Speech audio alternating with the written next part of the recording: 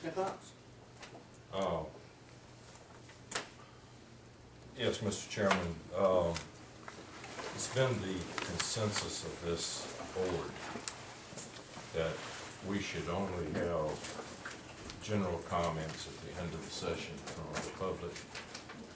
And most of the thought is that having agenda comments and then coming back and having general comments was time consuming, and in some cases even to the point of confusing. I agree with that, but I do think that the public is best served if the comments are done at the beginning of the agenda rather than at the end, because they can at least talk about the things that we're going to vote on.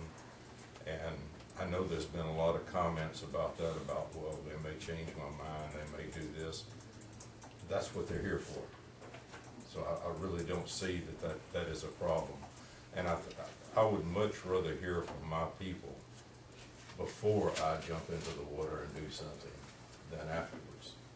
So I'm going to make a motion that we take general comments and move them to the beginning of the agenda as a general and or agenda comment section.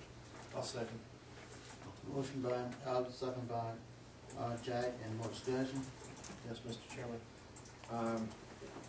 We're moving these from the back to the front, but you know, to be honest with you, we've had them different ways. But when I look at the agenda, I agree with Commissioner Cox. I think input before we make the vote is much more helpful versus comments after we make the vote. So I'm fully in favor of what Commissioner Cox proposed. Okay, any more discussion? Just clarification for staff. If we had a public hearing would proceed before the agenda comments, because they would still have an opportunity to comment within the public hearing, and then you would go into the general comments as far as that. Two separate items. Understood, but because normally when we do a public hearing, it's a set time, so. Yes. Mr. Chairman, it used to be that the agenda comments were after the approval of the agenda. That way, if anything was added or taken off the agenda, people would be able to comment on what was added or taken off. And then after that, you would have your public hearings and your presentations and all that. Well, If the public hearing comes at 6 o'clock, then you would have to move the comments after the public hearing and before the presentations and delegations, so that the public hearing would be on time. That would be my intention.